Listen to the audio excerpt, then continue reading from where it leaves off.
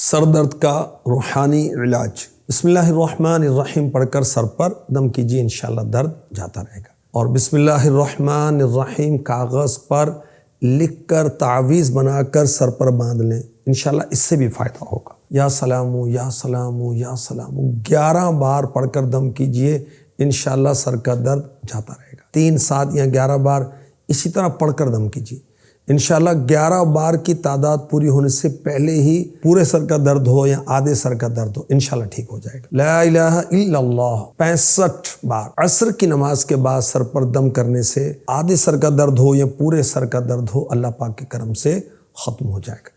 ایک اور علاج، بسم اللہ الرحمن الرحیم، بسم اللہ رب الارض والسماء، بسم اللہ الذی بیدہ شفاء، بسم اللہ الذی لا یضر مع اسمہ شیء فی الارض ولا فی السماء وہو السمیع العلیم۔